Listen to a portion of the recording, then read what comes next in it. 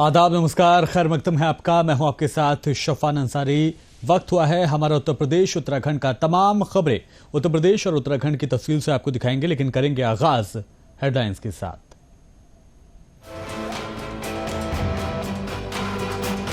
लोकसभा चुनाव से पहले अखिलेश यादव ने खेला बड़ा दाव। सभा में शामिल हुए बीएसपी के कद्दावर नेता गुड्डू जमाली।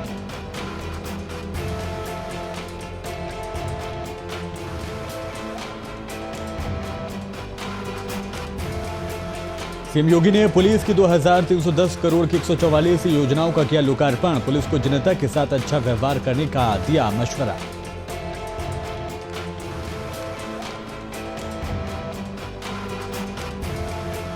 सपा सांसद शफीकुर रहमान बर्क के जनाजे में उमड़ा जनसैलाब। हजारों की तादाद में लोग रहे मौजूद।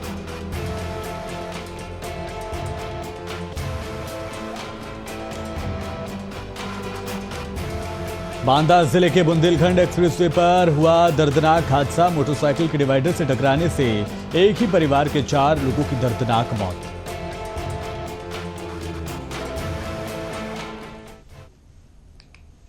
और खबरें तफसील से। संभल से सांसद डॉक्टर शफीकुर रहमान बर्क के जनाजे में लाखों की तादाद में भीड़ शामिल हुई और देखने वालों की काफी लंबी लाइनें देखी गई।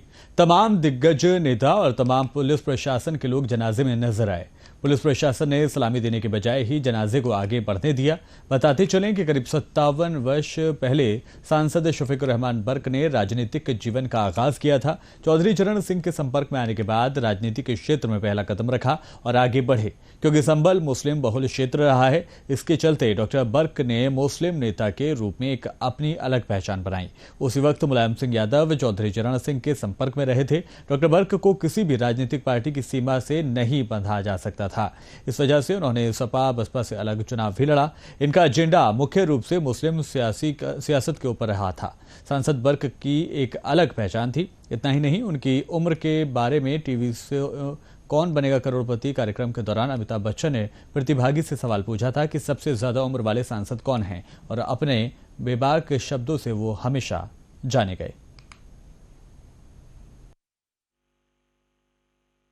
बर्क साहब आज की संसद के सबसे अनुभवी और सबसे उम्रदराज जो है वो शख्सियत थी। उन्होंने उनका पूरा राजनीतिक जीवन जब हम देखेंगे तो उन्होंने मजलूमों की मजबूत आवाज बनने का हमेशा जो है काम किया, उनकी आवाज उठाने का काम किया। आज ये बहुत बड़ी क्षति है, संभल को ही नहीं, पूरे पश्चिम उत्तर प्रदेश को नहीं, पूरे देश को एक मजबूत आवाज हमारे बीच से गई है। पहले तो मैं उनके परिवार के लिए प्रार्थना करता हूँ कुदरत से कि उनके परिवार को दुख सहने की शक्ति भी कुदरत दे और उनको भी अपने चरणों में स्थान दे। साथ साथ मैं ये वादा भी करता हूँ कि मजलूमों की आवाज कमजोर नहीं पड़ने दी जाएगी। ये भी जो है हम यहाँ संभल की धरती से संकल्प लेते हैं कि उनकी आवाज को मजबूती से हम लोग जो है उठाने का काम करेंगे। जनपद संभल में और यहाँ पर लोकप्रिय सांसद डॉक्टर शफीकुर रहमान बर्क को लोगों ने अंतिम विदाई दी और उनके अंतिम विदाई में शामिल हुए। मैं कैमरामैन से कहूँगा दिखाएंगे किस तरह से यहाँ पे हजारों की संख्या में लोग उनके जनाजे में शामिल हुए हैं, किस तरह से उनको अंतिम विदाई देने के लिए लोग यहाँ पर उनके पीछे, उनके जनाजे के पीछे चल रहे हैं। और मैं ये भी बताना चाहूँगा कि ये यहाँ के बहुत लोकप्रिय सांसद हैं जिन्होंने संभल के लिए बहुत कुछ किया और पिछले 60 सालों से लगातार ये सक्रिय थे राजनीति में और ये लोगों की बहुत मदद किया करते थे। आज पूरा संभल का बाजार बंद है और सारे लोग दूर दूर से आके इनके जनाजे में शामिल हुए हैं। बढ़ेंगे खबरों में आगे। 2 बार से विधायक रहे बहुजन समाज पार्टी के नेता शाह आलम उर्फ गुड्डू जमाली ने बुधवार को समाजवादी पार्टी का दामन थाम लिया। इस दौरान सपा मुखिया अखिलेश यादव ने उन्हें खुद समाजवादी पार्टी में शामिल कराया। इस दौरान अखिलेश यादव ने पत्रकारों के साथ बातचीत की। क्या कुछ उन्होंने कहा, सुनाते हैं आपको।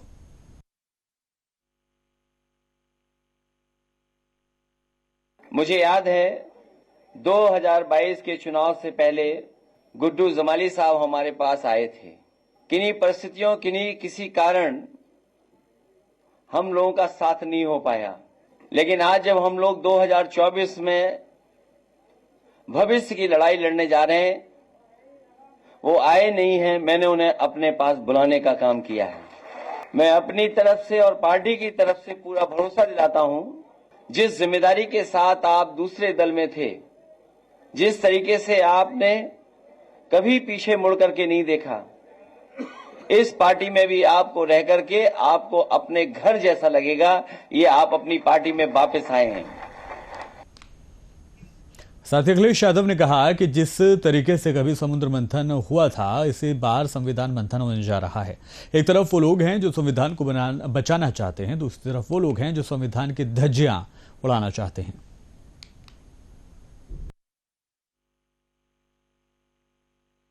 हम सब लोग मिलकर के पार्टी को मजबूत बनाने का काम करेंगे। जिस तरीके से कभी समुद्र मंथन हुआ था, उस बार ये संविधान मंथन होने जा रहा है। एक तरफ तो वो लोग हैं जो संविधान को बचाना चाहते हैं, संविधान की रक्षा करना चाहते हैं, संविधान के रक्षक होंगे, और दूसरी तरफ वो लोग हैं जो संविधान की धज्जियां उड़ाना चाहते हैं। तो एक बार कभी हुआ होगा समुद्र मंथन, इस चुनाव में होने जा रहा है संविधान मंथन। मुझे खुशी है इस बात की कि गुड्डू जमाली जी के आने के बाद न केवल आजमगढ़ बल्कि पूरे उत्तर प्रदेश में एक नई ऊर्जा के साथ एक बड़ा संदेश जाने का काम कर। और मुख्यमंत्री योगी आदित्यनाथ ने पुलिस की 2310 करोड़ की 144 योजनाओं का लोकार्पण और शिलान्यास किया। इस दरमियान उन्होंने पुलिस कर्मियों को जनता के साथ अच्छा व्यवहार करने का मशवरा दिया। मुख्यमंत्री योगी आदित्यनाथ ने कहा कि पुलिस को थाना, चौकी और सड़क पर आम जन के साथ अच्छा बर्ताव करना चाहिए।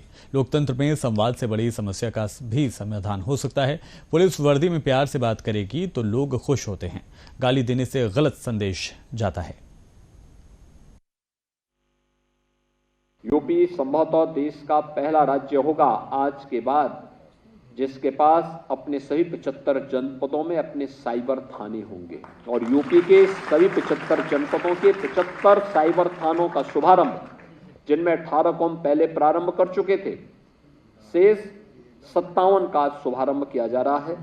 इसके लिए यूपी पुलिस को मैं हृदय से बधाई देता हूं। सभी 1523 थाने जो यूपी के अंदर हैं, इनमें साइबर सेल की स्थापना भी। अब कोई व्यक्ति साइबर क्राइम की चपेट में आएगा तो उसको कमिश्नरी मुख्यालय, रेंज मुख्यालय पे नहीं जाना पड़ेगा, कमिश्नरी मुख्यालय पे नहीं जाना पड़ेगा, बल्कि जहां पर जिस थाने में जाएगा वहां पर साइबर सेल होगी, उसकी विवेचना के लिए साइबर थाना होगा। ये सभी कार्य हर व्यक्ति को उसके गंतव्य में ही ये सुविधा उपलब्ध हो जाएगी, और जहां भी उसका और समाजवादी पार्टी में विरोध का सुर थमने का नाम नहीं ले रहा है। अब कुशीनगर में पूर्व मंत्री राधे श्याम ने सोशल मीडिया पर सपा सुप्रीमो अखिलेश यादव के खिलाफ नाराजगी का इजहार किया है। पूर्व मंत्री राधे श्याम सिंह ने सोशल मीडिया पर लिखा कि वो 32 सालों से पार्टी की सेवा कर रहे हैं, स्वार्थ में कभी दल बदल नहीं किया, लेकिन इसके सबके बावजूद कई बार उनका टिकट से उन्हें वंचित रखा गया है। साथ ही उन्होंने कहा कि सपा की सेवा में वो लगे रहे, लेकिन अब किसानों से निर्देश पर ही आगे का फैसला लेंगे।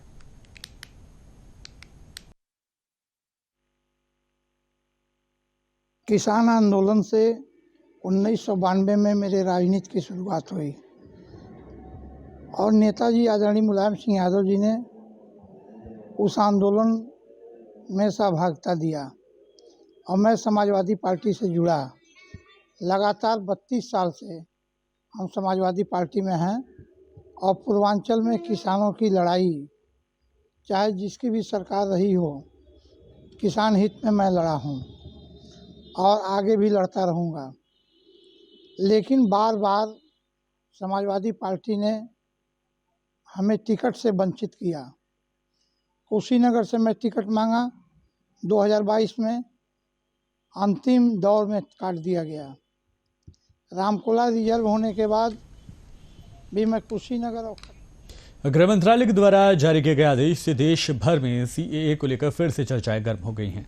अब इसी को लेकर ऑल इंडिया मजलिस जमात के राष्ट्रीय अध्यक्ष मौलाना मुफ्ती शहाबुद्दीन रिजवी बरेलवी ने कहा है कि कुछ लोग मुसलमानों को बहकाने, डराने और गुमराह करने में लगे हुए हैं। साथ ही बोले कि इस कानून का अध्ययन करने से ये साफ हो जाता है कि इस कानून से हिंदुस्तान के मुसलमानों का कोई लेना देना नहीं है।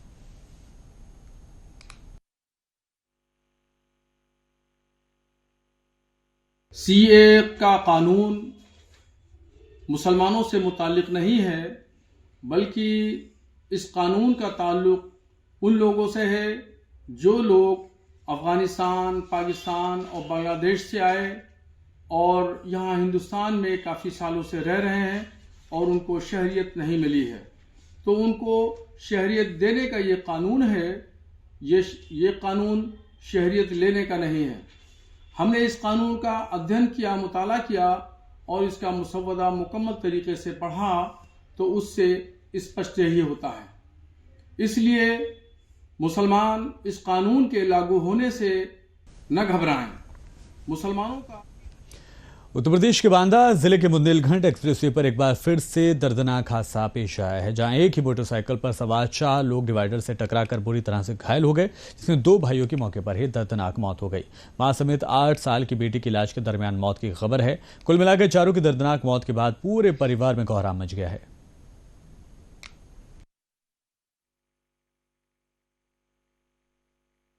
एक्सीडेंट हुआ है, ये बुंदेलखंड एक्सप्रेस में हुआ है। वहाँ एक बाइक थी जो डिवाइडर से टकराई है और उस बाइक में 4 लोग सवार थे, जिसमें 2 लोगों की मौके पर मौत हो गई थी और 2 लोगों को घायल अवस्था सीरियस अवस्था में लाया गया था और उन दोनों लोगों को उपचार के दौरान मौत हो गई है। एक ये बांदा की तरफ से चित्रकूट की तरफ एक मोटरसाइकिल जिसमें 4 लोग सवार थे, एक 8 साल का बच्चा और एक करीब 10-12 साल की बच्ची थी और एक 20 साल का लड़का मोटरसाइकिल चला रहा था और बच्चों की मां जो है बैठी हुई थी।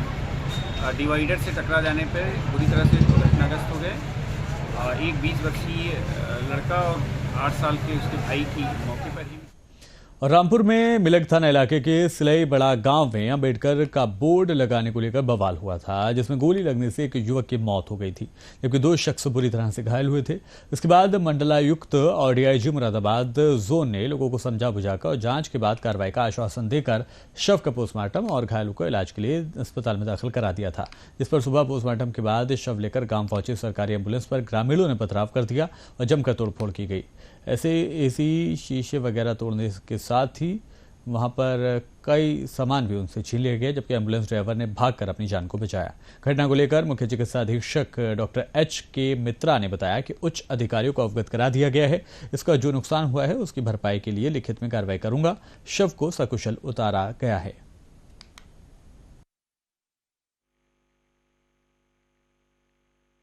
हाँ, हमारे सब एम्बुलेंस लेकर सब वाहन उनके गांव में वाहन सबको छोड़ने गया, हालांकि पुलिस भी उनके साथ थी। उसके बावजूद भी वहां पर लोगों ने तोड़फोड़ की और ड्राइवर को भी मारने की दी। जब ड्राइवर तो भाग के अपनी जान बचा के सीओ के पास खड़ा हो गया, फिर भी गाड़ी में कई शीशे तोड़ दिए और एसी तोड़ दिया और जो लॉग बुक होती है इसकी रिकॉर्ड वो भी फाड़ दी। मुख्यमंत्री योगी आदित्यनाथ के द्वारा लखनऊ में 310 करोड़ की लागत से आवासीय भवन, नए थाने, नए हॉस्पिटल्स, साइबर थाने, पुलिस विभाग के इंफ्रास्ट्रक्चर से जुड़ी परियोजनाओं का शिलान्यास और लोकार्पण किया गया, जिसमें फिरोजाबाद में 7.5 करोड़ की लागत से एक आवासीय भवन का लोकार्पण किया गया, जिसमें मुख्य अतिथि सदर विधायक मनोज असीजा रहे, साथ ही शासन प्रशासन के लोग भी मौजूद रहे।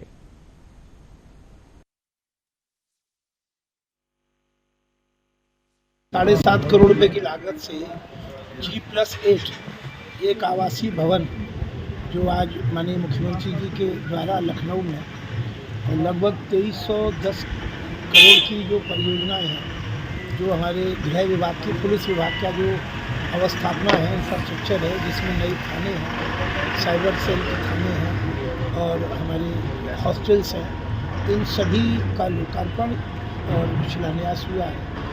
मैं आप सबके माध्यम से ये बात जरूर कह सकता हूँ कि बहुत लंबे समय से उत्तर प्रदेश का जो पुलिस बल है, जो अपनी कर्तव्यों के आधार पर दिन रात सेवा। मुख्यमंत्री योगी आदित्यनाथ के द्वारा बिजनौर रिजर्व पुलिस लाइन में नवनिर्मित साइबर क्राइम पुलिस थाने का वर्चुअली लोकार्पण किया गया। उक्त कार्यक्रम का ऑनलाइन प्रसारण रिजर्व पुलिस लाइन में किया गया, जिसको अपर पुलिस अधीक्षक ग्रामीण, क्षेत्र अधिकारी नगर, क्षेत्र अधिकारी यातायात और अन्य पुलिस अधिकारी और कर्मचारी गणों के द्वारा देखा और सुना गया।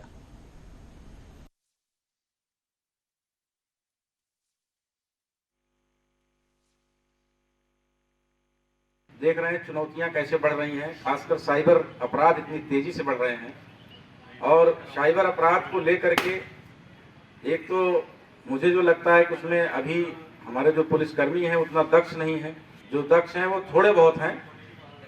अभी सभी लोगों को इसके बारे में उतनी जानकारी नहीं है तो इसमें सबसे बड़ी चीज़ ये है कि सबसे पहले अपने को अवेयर करिए सबको जो है। जब पब्लिक अवेयर होगी, अवेयरनेस प्रोग्राम मस्ट है, जब पब्लिक अवेयर होगी, क्योंकि बहुत सारे आप देखिए कि लोगों को जो है बेवकूफ़ बना करके विश्वास में ले करके लोग जो है चीटिंग करते हैं इसमें जो है साइबर फ्रॉड में। और इसमें आम पब्लिक के अलावा हमारे पुलिसकर्मी भी बहुत सारे लोग चीट हो जाते हैं। इधर बांदा जनपद के बबेरू कोतवाली परिसर में 40 पुलिसकर्मियों के लिए हॉस्टल, बैरक और विवेचना कक्ष का निर्माण किया गया था, जिसका आज बुधवार को मुख्यमंत्री योगी आदित्यनाथ के द्वारा वीडियो कॉन्फ्रेंसिंग के जरिए लोकार्पण किया गया। इस मौके पर जिला पंचायत अध्यक्ष सुनील सिंह पटेल, पूर्व चेयरमैन विजयपाल, पुलिस क्षेत्र अधिकारी राजवीर सिंह, कोतवाली प्रभारी निरीक्षक राजकुमार सिंह, कस्बा इंचार्ज तुषार श्रीवास्तव समेत कोतवाली का सभी स्टाफ मौजूद रहा।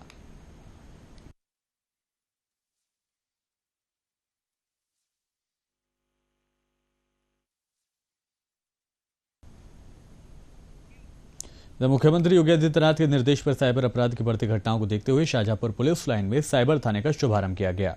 जनपद शाहजहांपुर में आधुनिक उपकरणों से लैस पहला साइबर थाना खुला है। इसका शुभारंभ भाजपा विधायक सलोना कुशवाहा के द्वारा व संजय पांडे, एडीएम मनोज कुमार अवस्थी, अपर पुलिस अधीक्षक ग्रामीण BS वीर कुमार, क्षेत्र अधिकारी नगर व सतीश चंद्र प्रतिसार निरीक्षक की उपस्थिति में किया गया।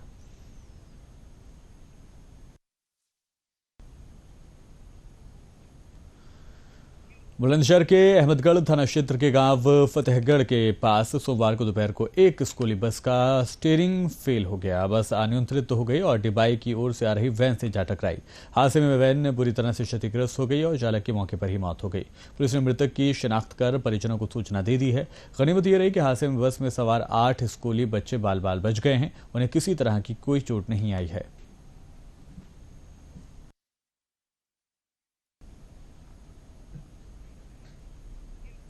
आजमगढ़ जिले के नगरपालिका मुबारकपुर में नवागत अधिशासी अधिकारी विनय कुमार मिश्रा ने पदभार संभाल लिया है। नगरपालिका मुबारकपुर पहुंचे नवागत अधिशासी अधिकारी ने कहा कि क्षेत्र में सफाई, बिजली समेत पेयजल व्यवस्था को बेहतर बनाना ही उनकी प्राथमिकता होगी।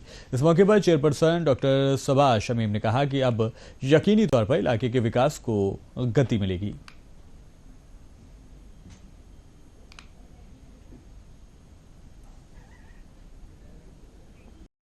आज मेरे द्वारा माननीय अध्यक्ष महोदया को योगदान आज्ञा प्रस्तुत कर दी गई है और आपके द्वारा स्वीकृत कर लिया गया है।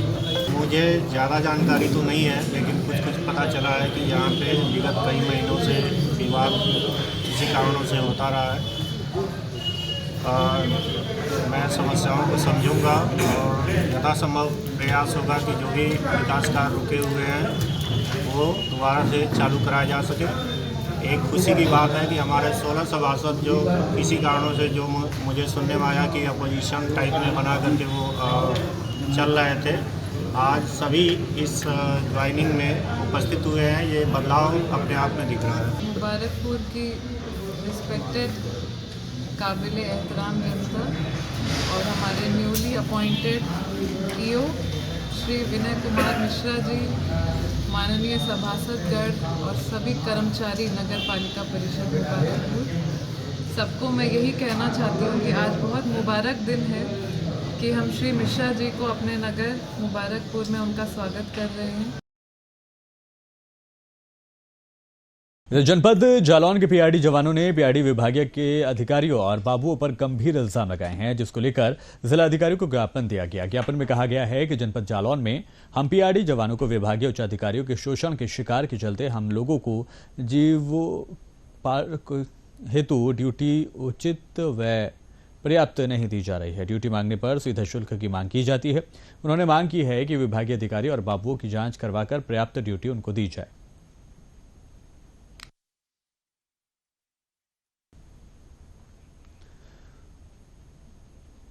जी सर, हमें सर ड्यूटी नहीं दी जा रही है। ड्यूटी हम सर जो है सुविधा शुल्क नहीं दे पाते हैं। हर माह जो है सुविधा शुल्क मांगा जाता है, सुविधा शुल्क नहीं दे पाते हैं, इसलिए मुझे ड्यूटी नहीं दी जाती है। जी सर, 500 रुपये से लेके 2000 रुपये तक मांगते हैं और हमारी जगह पे दूसरे व्यक्ति को ड्यूटी दी जा रही है। हमारे नाम पे दूसरे व्यक्ति को ड्यूटी कराते हैं बराबर। जी सर, हमारा जो कोड नंबर है, बार कोड होता है हम लोगों का पीआरडी विभाग का। जी हाँ, कंप्यूटर फीड और हम लोगों को बताते हैं कि तुम्हारा महानिदेशालय के यहाँ उनके पोर्टल पर तुम्हारा डाटा फीड नहीं हुआ है। प्रतापगढ़ जिले में आज पुलिस महानिरीक्षक रेंज प्रयागराज प्रेम गौतम द्वारा पुलिस अधीक्षक प्रतापगढ़ सतपाल अंतिल के साथ थाना मानधाता का औचक निरीक्षण किया गया और थाना कार्यालय CCTNS महिला हेल्प डेस्क के कार्यों की समीक्षा की गई। साथ ही थाना परिसर में भ्रमणशील रहकर मालखाना, गृह, मेस, थाना के मूलभूत व्यवस्थाओं, साफ सफाई को लेकर भी तमाम आवश्यक दिशा निर्देश दिए गए। मानधाता कोतवाली में मौके पर SSI भृगुनाथ मिश्रा ने पूरी व्यवस्था देखी और निर्देश भी दिए।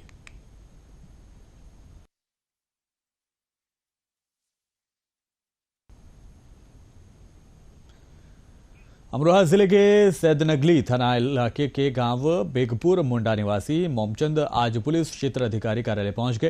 यहां पीड़ित ने पुलिस क्षेत्र अधिकारी दीप कुमार पंत की अनुपस्थिति में कार्यालय पर एक प्रार्थना पत्र सौंपा। प्रार्थना पत्र के माध्यम से बताया गया है कि उसके कैंटर गाड़ी को पास के ही गांव के 2 युवकों ने अपने साथियों के साथ मिलकर गाड़ी को चुरा लिया है।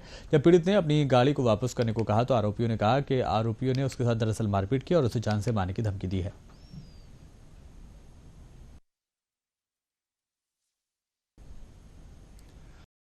हसनपुर आए था हम, इसलिए आए, हमारी गाड़ी चोरी हो गई। फिर क्या हुआ? क्या हुआ मतलब ये है कि हमारी गाड़ी चोरी हुई उसकी जून की 21 तारीख को। आज तक हम मतलब कई बार सीओ साहब के पास भी आ गए और कप्तान साहब के पास पहुंच गए हम 10-11 बारी, और DIG के पास भी पहुंच गए हम 2 बारी। फिरोजाबाद जिला मुख्यालय दबरई पर समाजवादी पार्टी की राष्ट्रीय मजदूर सभा की तरफ से देश में बेतहाशा महंगाई के खिलाफ, बेरोजगारी के खिलाफ, भ्रष्टाचार के खिलाफ 1 दिवसीय भूख हड़ताल की गई, जिसमें उन्होंने कहा कि केंद्र की भारतीय जनता पार्टी द्वारा लगातार संविधान में दिए गए सरकारी संस्थानों के आरक्षण के निजीकरण करने के खिलाफ आज ये भूख हड़ताल समाजवादी पार्टी राष्ट्रीय मजदूर सभा की तरफ से की गई है।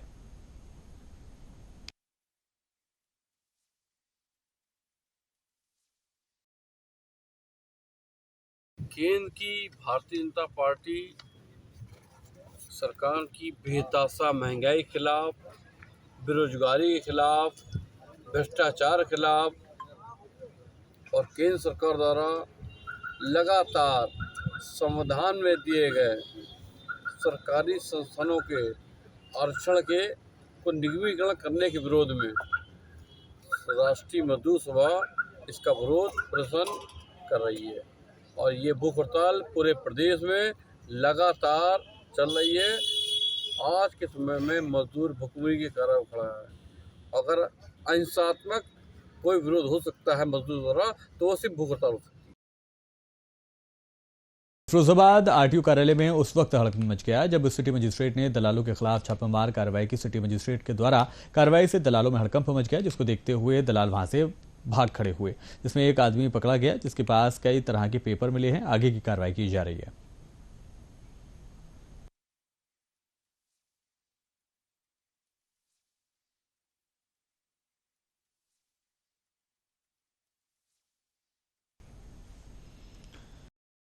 आपको बताते हैं कि चूंकि एक व्यापार मंडल द्वारा जो है एक IR डाला गया था, तो यहाँ पे दलाल लोग हावी हैं, तो उसी क्रम में जो है आज हम और हमारे सीओ द्वारा जो है टीम को किया गया और देखते ही काफ़ी लोग भाग गए, लेकिन एक आदमी पकड़ा गया है जिसके पास 8-10 पेपर हैं जो काम कराने के लिए लाया था।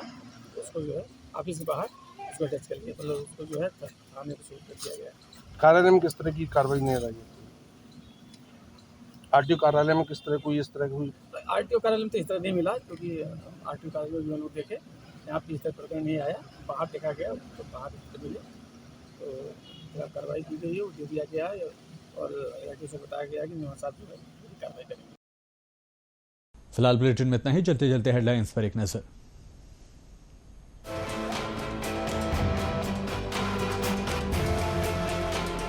लोकसभा चुनाव से पहले अखिलेश यादव ने खेला बड़ा दांव। सपा में शामिल हुए BSP के कद्दावर नेता गुड्डू जमाल।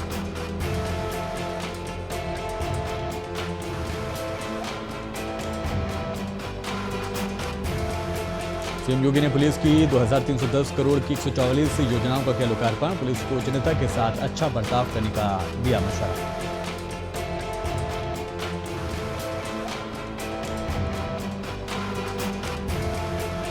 राज्यसभा सांसद शफीकुर रहमान बर्क के जनाजे में उमड़ा जनसैलाब, हजारों की तादाद में लोग रहे मौजूद।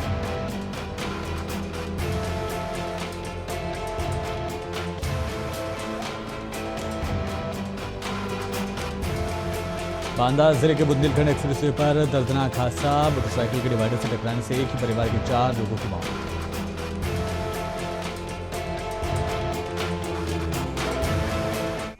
इसी के साथ दीजिए इजाजत, बने रहिए मुंसिफ टीवी के साथ।